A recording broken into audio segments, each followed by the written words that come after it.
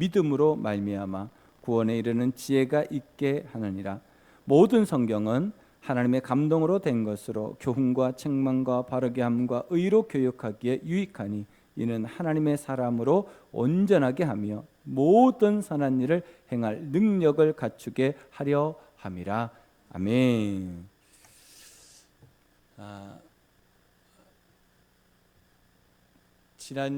지난주인가요? 그 지난주인가 우리 그 조순희 권사님 남편 되시는 박용기 선생님이 땅밟기를 한다고 여기 맨발 걷기를 한다고 오셨어요. 그래서 저래가 이제 인사를 하고 이렇게 했더니 저를 붙잡고 막 그렇게 얘기를 잘 하시는지 몰랐는데 얘기를 하시는데, 목사님, 우리 지금 이렇게 맨발 걷기 장소가 너무 협소합니다. 너무 작습니다. 너무 짧습니다. 산길을 만들어야 됩니다. 그렇게 얘기하실 분인가 싶을 정도로 막 이렇게 얘기하시더라고요. 그래서 왜 그런가 생각해 봤더니 제가 신방을 갔는데 간증한 것이 생각이 났더라고요. 그분이 이제 연세가 이제 70 중반이 지나셨어요. 그러니까 이제 전립선 문제가 있어가지고 밤에 5번 6번 화장실을 가는 거예요. 그런데 이제 맨발 걷기가 딱 20일이 됐는데 전립선이 치료가 되기 시작한 거예요. 그래가지고 저녁에 5, 6번 깨던 숫자가 1번, 2번으로 준 거예요. 그러니까 이분은 이 맨발 걷기의 유익을 몸소 경험을 한 거예요. 그래가지고 교회 여기를 이제 밟으니까 너무 땅이 좋잖아요. 저기 벽산 뒤를 걸었는데 너무 발이 아프더래요. 그래가지고 그쪽보다는 이쪽을 해야 되는데 너무 짧으니까 저한테 부탁을 하는 거예요. 목사님, 산길을 만들어야 됩니다. 우리 산 이게 너무 좋은데 이거 그냥 두면 안 됩니다. 산길을 계속 그러시는 거예요. 그래서 네, 비도 그치고 좀 시간이 되면 만들면 좋겠습니다. 이렇게 했는데 이분이 막 또 오셔가지고 목사님 산길을 만들어. 그러던 어느 날 길을 만들어 놓으셨어. 갈고리로 낙엽을 다 치우고 길을 만들어 놓으셨어요. 오솔길을 만들어 놓으셨어요. 그래서 그런가 보다 하고 전 지나갔거든요. 그러더니 어제 또 오셔가지고 또 이렇게 해놓으셨어. 그래서 또 여러분이, 우리 신경기 목사님, 또 우리 이종현 목사님, 또 여러분이 오셔가지고 산길을 만들어 놓으셨다고 뭐 산을 걷는다고 막 그러시더라고요. 그래서 제가 또 목사는 만들어 놓은 확인을 해봐야 되잖아요. 그래서 오늘 새벽에 와서 기도하고 제가 직접 신발을 신고 걸으면 또 안 되잖아요. 신발을 벗고 걸으면서 이게 제대로 됐는지 안 됐는지, 이게 어제 우리 운영위원회에서 이제 최병기 목사님이 이게 담당해서 만들기로 했거든요. 근데 미리 다 만들어 놔버렸어. 그래가지고 새벽에 기도하고 이제 쫙 걸어가 봤거든요. 끝까지 만들어 놓으셨더라고요. 길 끝까지, 더 이상 못 가는 데까지 이렇게 돼 있더라고요. 근데 중간에 가니까 양갈래로 딱 갈라져요. 그래서 내가 해가지고 왼쪽 길을 가봤어요. 그러더니 끝까지 이렇게 해서 도로 있는 그 바로 위에까지 이렇게 있더라고요. 더 내려가면 이제 낭떠러지가 될 것 같아서 제가 안 갔는데, 이제 또 시간이 있으면 이제 오른쪽으로 이제 한번 가보려고. 제가 그 중간에서 고라니하고 눈이 마주쳤거든요. 고라니가 있어요 여기. 그래가지고 하여튼 그 길을 이렇게 만들어 놓으셨더라고요. 그래서 야, 이게 제가 그 서울에서 대모산에서 맨발 걷기를 하시는 분이 있어요. 어제가 6주년이어가지고 저를 초대했는데 제가 이제 바빠서 못 갔어요. 박동청이라고 여러분 유튜브에 들어가면 나옵니다. 그 박사님이 저희 교회에 이제 한번 오시겠다고 그러더라고요. 대신 오기 전에 산길을 만드는데 40분 정도 걸을 수 있는 산길을 만들어 놔야 된다. 그래야지 내가 다니면서 설명도 해주고 안내도 해주고 그러지. 그래서 우리가 유튜브에 나오게 생겼어요. 그래가지고 보니까 그 길을 다 만들어 놓으셨더라고요. 왜 만들었을까요? 맨발 걷기가 유익하니까. 유익하니까 땀을 흘리면서 모기에 물리면서 끓이면서 그러면서 만드신 거예요. 오늘 아침에 봤더니 어제 목사님도 이제 보시고 최병기 목사님 봤는데 손이 다 까지셨어. 그런데도 길을 만들어 놓으신 거예요. 유익하니까. 맨발 걷기가 유익하니까 그렇게 해놓으신 거예요. 여러분, 우리가 어떤 일들을 할 때 유익해야지 움직이는 것 같아요.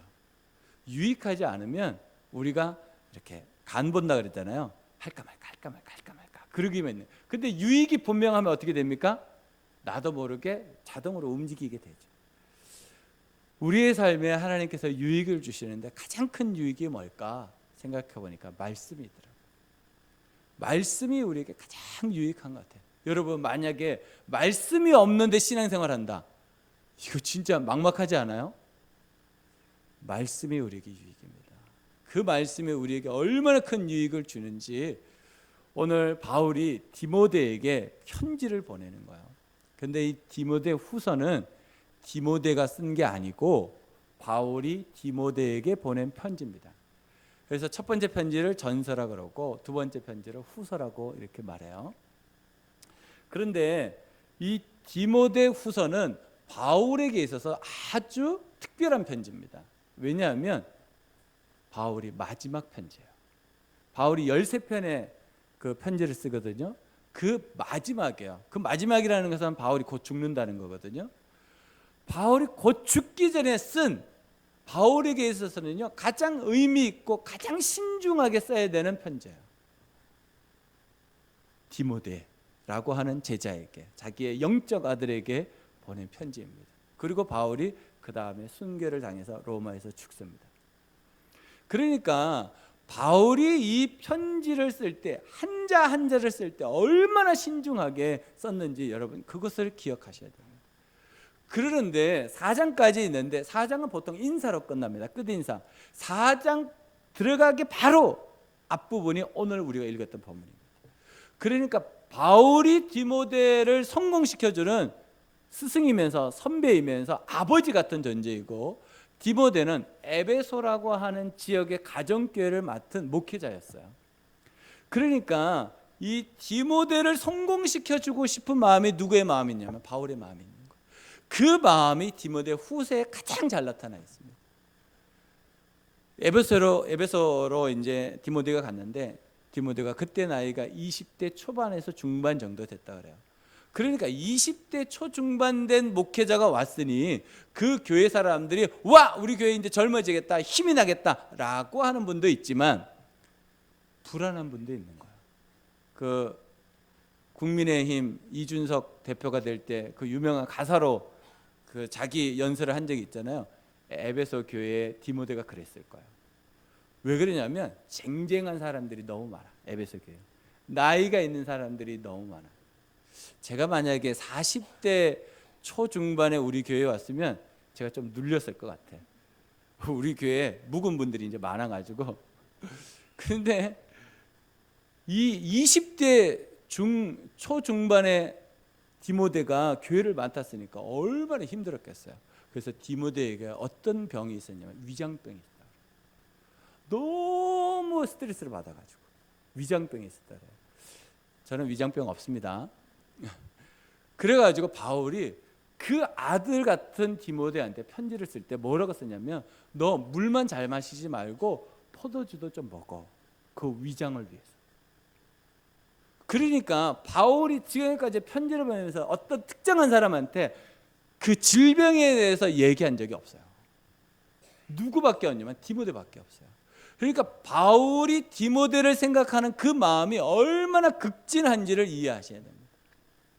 정말 바울은 디모데를 성공시켜주고 싶은 마음이 너무 많은 거예요.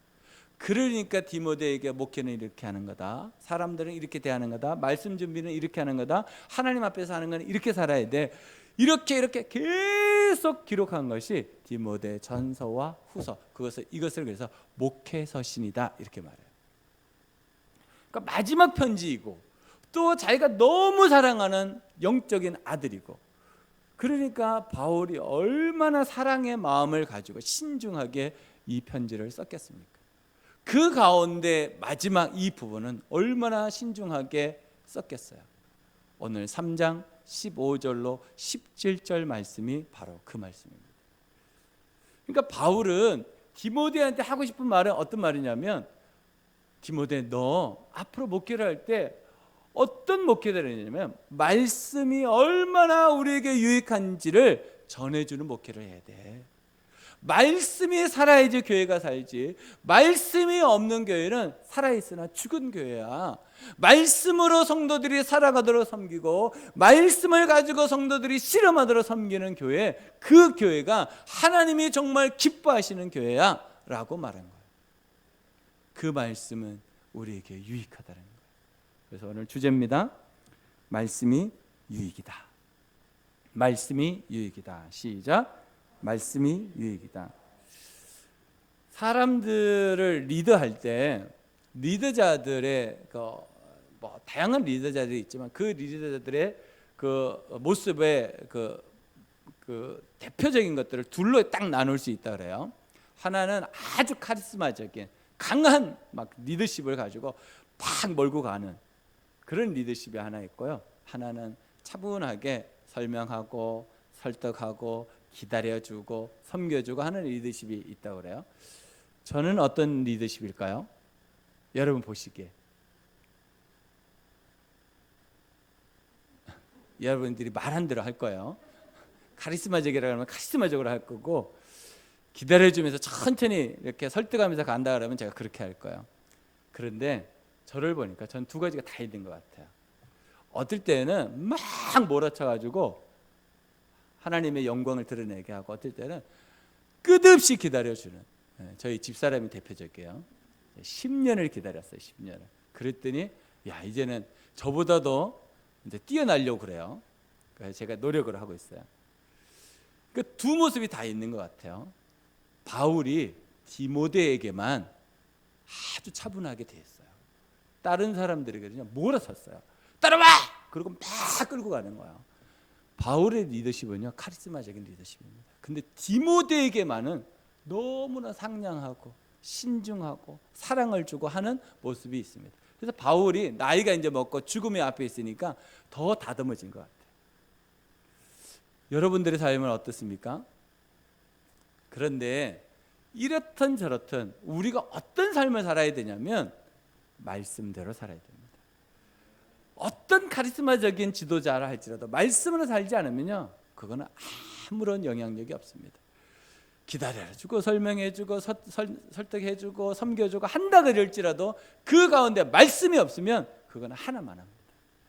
그러니까 우리가 말씀으로 살아갈 때 유익이 나타나는 것이지 내가 어떤 모습으로 사느냐 그건 중요하지 않습니다. 결국에는 말씀으로 산 것만 딱 남습니다. 내가 어떻게 살았냐 그거는 전혀 필요 없습니다. 결국에는 말씀입니다. 그래서 이 말씀이 우리에게는 유익이다라고 하는 겁니다. 바울이 디모데를 그렇게 사랑해서 보낸 이 편지가 바울에게 있어서는요 아주 귀한 편지이고 디모데에게서는 유서와 같은 그런 편지가 되었다고 합니다. 여러분, 우리가 말씀의 유익, 이 말씀의 유익을 어떻게 받고 주님께서 우리에게 주시는 말씀의 유익이 무엇인지 오늘 세 가지로 나누려고 합니다. 첫 번째는 말씀의 유익은 구원에 이르는 지혜를 줍니다. 말씀의 유익은 구원에 이르는 지혜를 줍니다. 구원에 이르는 지혜를 줍니다. 시작. 구원에 이르는 지혜를 줍니다. 15절 말씀입니다. 또 어려서부터 성경을 알았나니 성경은 능히 너로 하여금 그리스도 예수 안에 있는 믿음으로 말미암아 구원에 이르는 지혜가 있게 하느니라. 말씀은 우리에게 굉장히 다양한 유익을 줍니다. 그런데 말씀에서 가장 큰 유익 하나만 뽑아라 그러면 이겁니다. 말씀의 유익은 우리에게 구원에 이르는 지혜를 줍니다. 여러분, 성경 외에도 좋은 책이 있을까요, 없을까요? 있습니다. 굉장히 많습니다. 성경 외에도요 좋은 책이 어마어마하게 많습니다. 제 서재에 가도 책이 엄청 많습니다. 성경만 있는 게 아닙니다. 그런데 그 책들은 무엇을 주지 않냐면 구원을 주지 않습니다. 성경만 우리에게 구원에 이르게 하는 지혜를 줍니다. 어떤 책도 우리에게 구원을 주지는 않습니다. 그래서 우리가 성경을 배우고 익히는 겁니다. 왜요? 그곳에서 하나님이라는 분을 배웠고 예수님을 통해서 구원을 받아서 성령 하나님과 동행함으로 천국에까지 가는 그 구원에 이르는 길을 성경이 우리에게 가르쳐주기 때문입니다. 그래서 우리는 성경을 읽고 듣고 배우는 것입니다. 어느 때는 성경을 전하기도 하는 것입니다. 왜요? 성경이 구원에 이르는 지혜이기 때문입니다. 근데 우리만 성경을 그렇게 이해하는 것이 아니고 사단, 마귀들도 그렇게 이해합니다. 그래서 여러분 이단들을 가만히 보면 뭘 가르칩니까? 성경 가르칩니다. 성경 가르칩니다. 다른 거 가르치는 게 아니고 성경 가르칩니다. 그래서 성경 세미나 해가지고 막 하잖아요. 유튜브에 여러분 아무거나 막 보시면 안 됩니다. 거기 보면 이단들이 막 올려놓은 게 훨씬 많습니다. 유튜브에. 그래서 막 이거 말씀 좋네 그러고 보다 보면 이단에 빠집니다. 그러니까 조심하셔야 됩니다. 그래서 나중에 모르시면 저한테 물어보세요. 제가 다 확인해 드릴 테니까. 이단들을 가만히 보면 성경을 가르치는데 그들은 결과적으로 뭘 주지 않아요? 구원을 주지 않습니다. 구원에서 벗어나게 합니다. 구원에서 이탈되게 합니다. 구원을 받지 못하고 천국까지 못하게 합니다. 사단도 아는 거예요. 성경을 제대로 배우면 구원을 받는다는 거예요. 그러니까 사단이 이단들을 통해서 사이비들을 통해서 한 일이 뭐냐면 성경을 배우게 해서 성경을 통해서 구원에서 이탈되게 만드는 거예요. 그래서 성경 배우는 거 여러분 잘 하셔야 되는데 성경 어디서 배워야 되냐면 교회 안에서 배우셔야 됩니다. 그것이 가장 안전하고 좋은 일입니다. 그래서 제가 신방을 다니고 또 개인적으로 상담을 하다 보니까 이런 말씀을 하셔요. 저는 제가 구원을 받았는지 구원을 안 받았는지 잘 모르겠다는 거예요. 그래서 왜 그러시냐 했더니 저는 성경을 몰랐어요. 참 안타까워요. 우리가 이제 매년 상반기 하반기 상공부를 하는데 그런 상공부에 안 들어오셨다는 거예요. 성경을 안 배우셨다는 거예요. 그래 놓고 뭐라 그러냐면 저는 구원을 받았는지 안 받았는지 잘 모르겠어요. 그래서 가만히 대화를 더해보면 성경을 몰라서 이렇게 말해요. 성경을 배울 수 있는 기회를 여러분들에게 주는 거예요. 성경의 유익은, 말씀의 유익은 구원에 이르는 지혜를 준다는 거 여러분 꼭 기억하시고 말씀 배울 수 있는 기회를 놓치지 마시고 그 기회가 여러분들한테 보석과 같은 시간이라는 거 꼭 기억하셔서 여러분 말씀 배우는 일에 열심을 내셨으면 참 좋겠습니다. 두 번째로 말씀의 유익은 성경교육에 유익을 줍니다. 성경교육에 유익을 줍니다. 시작. 16절입니다. 모든 성경은 하나님의 감동으로 된 것으로 교훈과 책망과 바르게 함과 의로 교육하기에 유익하니. 그래서 성경 교육은 우리에게 유익합니다. 근데 여기서 바울이 디모데한테 네 가지의 부분을 명확하게 설명해 주겠습니다. 첫 번째가 교훈입니다. 교훈은 지식적인 겁니다. 성경의 말씀을 지식적으로 배우는 시간이 꼭 필요합니다. 근데 그것은 초보적인 겁니다. 나 이거 알아. 나 저것도 알아. 그 수준은요 초보적인 거예요. 그 지식적인 겁니다. 하나님의 말씀은요 우리가 어떤 바른 가치로 살아야 될지를 안내해 주고 있습니다. 그것을 교훈이라고 합니다. 내가 정상적인 그리스도인으로 어떻게 살아야 되는지 가르쳐 주는 것이 성경입니다. 그것을 교훈이라고 합니다. 그러니까 우리가 교훈만 받고 있으면요 삶이 없습니다. 그래서 두 번째 나오는 것이 책망입니다. 이 책망을 여러분 이렇게 이해하지 마십시오.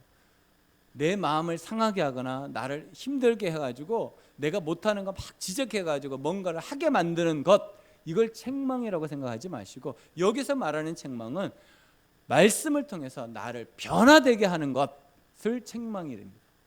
그러니까 말씀을 배우면 말씀을 통해서 내 삶에 부족한 게 뭔지, 내가 지금 방향을 제대로 가고 있는지 아닌지 그것을 알게 한다는 것이 책망이라는 뜻이에요.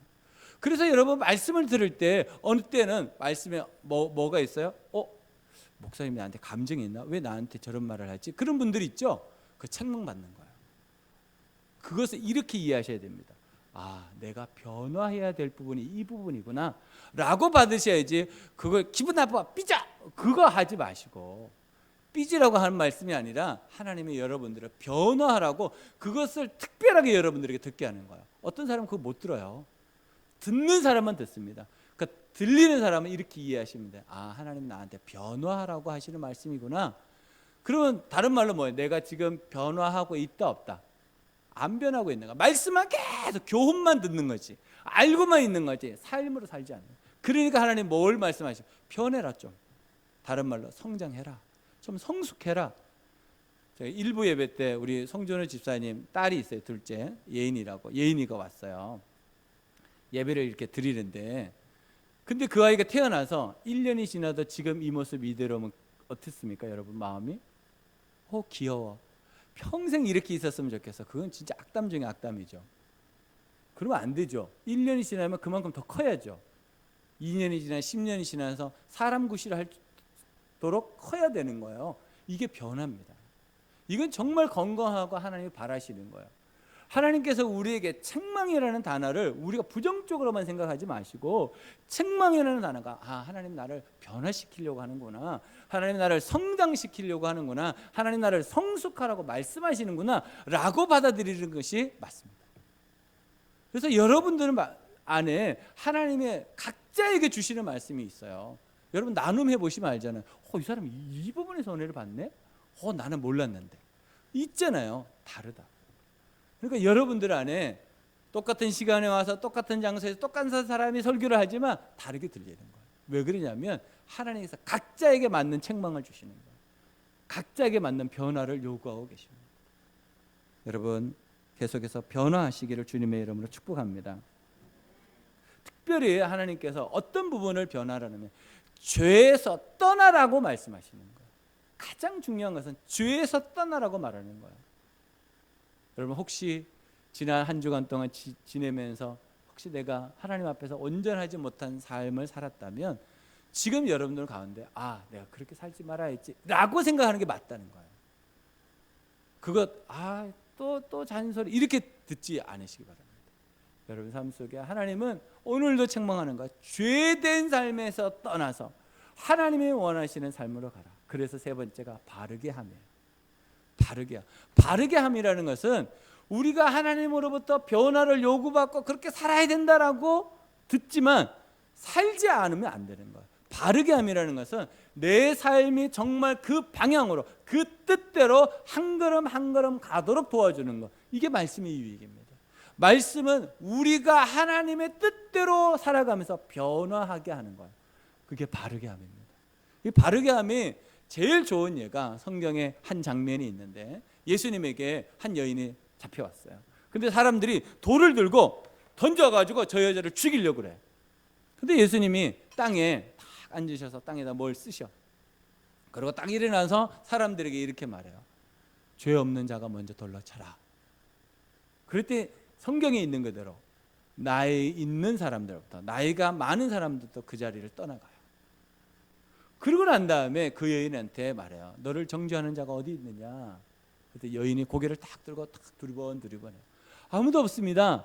그리고 예수님이 그 여인하고 딱 헤어진 것이 아니고 그 여인한테 한마디를 딱 남기십니다. 뭐라고 하셨죠?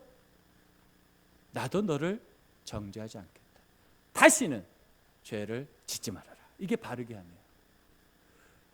죄를 짓지 마라 뿐만 아니라 다시는 이렇게 살지 말고 하나님이 기뻐하시는 삶을 살아라. 이게 바르게 함이에요. 성경은 우리를 변화하게 하고 우리를 성숙하게 요구하지만 더 하나 더 나아가서 바르게 살라는 거예요. 하나님의 뜻대로 살아가라는 거예요. 그게 성경의 유익입니다. 마지막으로 뭐라고 말해요? 의로 교육하기. 의로 교육하기는 우리가 생각하기에 딱 앉혀놓고 성경을 이렇게 가르치는 것처럼 느껴질 수 있습니다. 그런데 원래 바울이 디모데에게 말하는 것은 내가 너에게 보여준 대로, 이 말이에요. 내가 너에게 보여준 대로. 그러니까 성경 교육은 무슨 교육이냐면 보고 배우는 교육이에요. 보고 배우는 교육. 앉아가지고 가르치는 것보다는 보고 배우는 거예요. 분명히 교훈이 있어야 돼요. 교훈이 있어야 됩니다. 그게 초보예요. 그러고 난 다음에 변화가 있어야 됩니다. 그게 책망이에요. 그리고 다시 제대로 살아가는 바르게 함이 있어야 돼요. 근데 모델이 있어야 돼요. 그게 의로 교육하는 거예요. 모델이 누굽니까? 부모님이에요. 부모님들이 모델이에요. 제가 예전에 그 예수전도단에서 하는 그 자녀 교육 테이프가 굉장히 많은 게 있어가지고 차를 타고 다니면서 계속 그걸 들었는데 그 중에 하나 예화가 생각이 나요. 주일날 엄마 아빠가 집사님이야. 주일날 무슨 일 때문에 목사님한테 엄마 아빠가 마음이 상했나 봐요.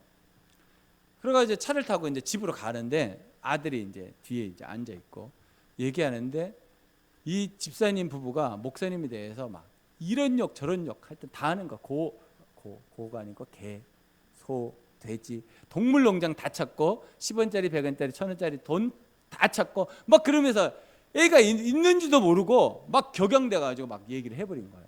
그리고 집에 도착했어요. 점심을 먹고 저녁을 먹고 잘 지냈어. 그런데 저녁에 딱 돼서 깨달은 거예요. 목사님이 내일 신방 오시네. 그래서 청소를 막 한 거예요. 그리고 아침이 됐어요. 목사님이 띵동 하고 오셨어. 그리고 목사님이 문을 열고 딱 들어왔는데 그 아들이 그 목사님을 향해서 뭐라 그랬게요? 에? 이 새끼가 그 새끼야? 새끼라는 말을 계속 붙여서 얘기하니까 걔가 그걸 보고 그대로 얘기하는 거예요. 여러분, 부모가 한 대로 자녀가 배울까요? 안 배울까요? 배워요. 정말 중요해요. 제가 여러분들에게 어떤 면에서 영적 부모잖아요. 여러분, 제가 한 대로 여러분 배울 거예요. 어디 가서 밝은 교회 성도라고 딱 그러면서 막 하면 저 목사님 내가 알아보겠네. 그럴 거예요. 그죠? 그러니까 제가 얼마나 조심스럽고 막 그러겠어요. 의로 교육하기, 보고 배우는 거예요. 바울이 디모데에게 보여줘서 배우게 한 그 경건한 삶, 그게 의로 교육하는 거예요. 하나님 말씀 앞에서 어떻게 살아가는지, 하나님 말씀 앞에서 어떻게 반응하는지, 하나님 말씀 앞에서 어떻게 기도의 삶을 사는지 보여주는 거. 이게 의로 교육하는 거예요. 이것이 어디에 나냐면 말씀에 나온다는 거예요.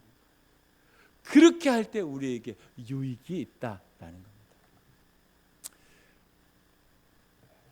제가 1893년에 있었던 이야기를 한 가지 하려고 합니다.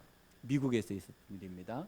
윌리엄스 목사님이라는 분과 그리고 틸만이라고 하는 목사님, 찰스 틸만이라는 목사님이 어떤 집회를 섬기게 됐어요. 한 6천 명 정도가 모인 집회였어요. 부흥회 같은 것이었는데, 그런데 이 윌리엄스 목사님의 말씀을 이제 들은 틸만 목사님이, 목사님 찬양을 한 곡, 이 전하신 말씀을 가지고 찬양을 한 곡 만들면 참 좋겠습니다.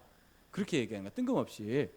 그랬더니 이 윌리엄스 목사님이 부담을 팍 가지는 거예요. 난 지금까지 찬양곡을 써본 적이 없는데 목사님 할 수 있어요. 목사님 한번 해주세요. 목사님이 그 곡을 쓰면 제가 거기다가 가사를 쓰면 제가 거기다가 곡을 붙이겠다고 이렇게 얘기한 거예요. 그래가지고 이제 부탁을 하니까 기도를 하게 되잖아요. 그래서 기도를 막 한 거예요. 그러다가 딱 떠올랐어요. 자기가 가지고 있는 성경을 딱 보게 된 거예요. 허름한 성경, 다 찢어져 있는 성경. 우리 이남규 목사님이 그러시더라고. 성경을 보니까 그걸 보는데 이분이 가사가 딱 떠오른 거예요. 그래서 가사를 막 쓰기 시작했어요. 근데 가사를 쓰면서 이 윌리엄스 목사님이 펑펑 우는 거예요. 근데 그 우는 모습을 보고 틸만 목사님도 또 펑펑 우는 거예요. 뭐라고 가사를 도대체 썼길래. 나오세요.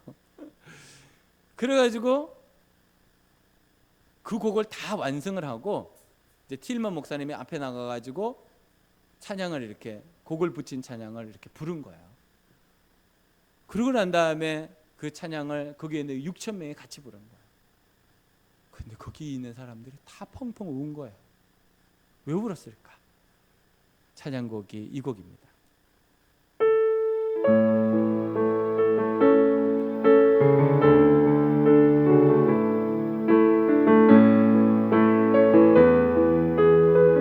나의 사랑하는 제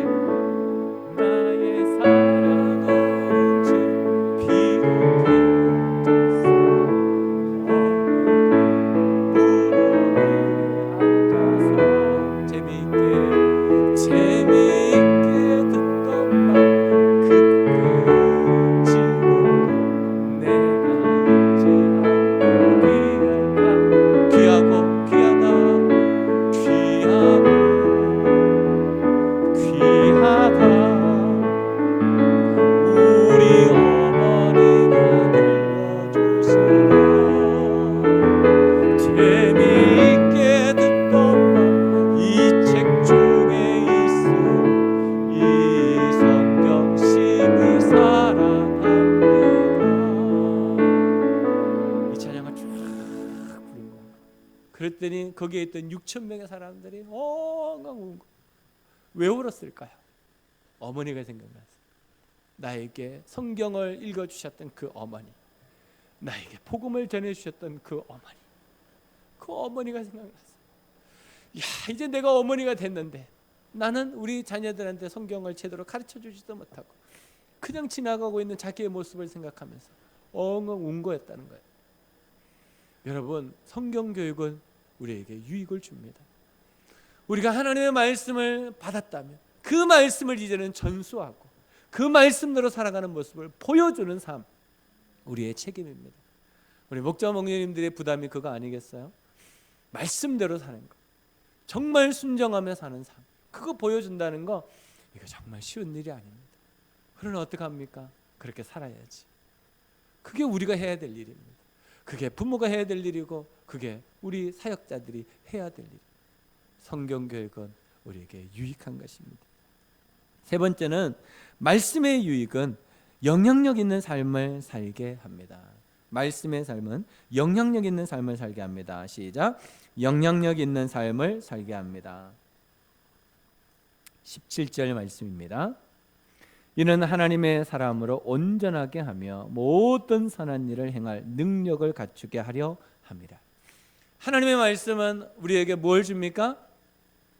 온전한 삶을 살게 합니다. 하나님의 말씀은 우리를 어떻게 합니까? 선한 일을 하게 합니다.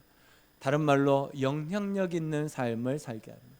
하나님의 말씀은 그래서 우리에게 유익합니다. 우리가 역사를 보지만 지금까지 역사의 모든 과학자나 수학자나 문학자, 그 모든 사람들 중에 80%가 누구입니까? 말씀의 유익을 받은 사람입니다. 그래서 세상이 이렇게 아름답게 살 수 있는 거예요. 말씀의 유익을 받은 사람들이 영향력 있는 삶을 사는 거예요. 여러분, 영향력 있는 삶이 뭡니까? 큰 일을 하는 게 아니에요. 제가 기도하면서 하나님, 정말 영향력 있는 삶이 도대체 뭡니까? 그럴 때 하나님이 저에게 깨닫게 하시는 것이 뭐냐면, 아버지가 아버지답게 사는 거예요. 어머니가 어머니답게 사는 거예요. 아내가 해봐요. 아내답게 사는 거예요. 남편이 남편답게 사는 거예요. 자녀가 자녀답게 사는 거예요. 그리스도인이 그리스도인답게 사는 거예요. 그게 영향력입니다. 왜 이 세상이 망가지고 왜 서로가 힘들어하고 갈등하고 어려워합니까? 이 다운, 이 답계가 사라졌기 때문에. 왜 가정이 힘들고 어렵습니까? 아버지가 아버지답지 않아. 어머니가 어머니답지 않아. 그러니까 가정이 힘든 거예요. 왜 교회들이 힘들고 어렵습니까? 목사가 목사답지 않아. 성도가 성도답지 않아. 그러니까 교회가 힘들고 어려운 거예요. 왜 세상 사람들이 기독교인들을 보고 그렇게 비방하고 지적하고 힘들게 합니까? 그리스도인이 그리스도인답지 않기 때문에. 정말 영향력 있는 삶이 뭔가 큰 일을 뭔가를 하는 것이 아니고 내가 하나님 앞에서 내가 맡은 이름대로 내가 맡은 직분대로 내가 하나님 앞에서 충성하며 사는 것이 가장 영향력 있는 삶이라는 것을 여러분 믿으시기 바랍니다. 우리가 그렇게 살아가는 겁니다. 그랬을 때 하나님의 말씀이 우리에게 얼마나 큰 유익을 주는지, 그 말씀대로 사는 삶이 얼마나 행복한지 경험하게 될 것입니다. 여러분, 이번 한 주간 동안 살아갈 때 이 말씀의 유익이 여러분들에게 경험되어지시기를 주님의 이름으로 축복합니다.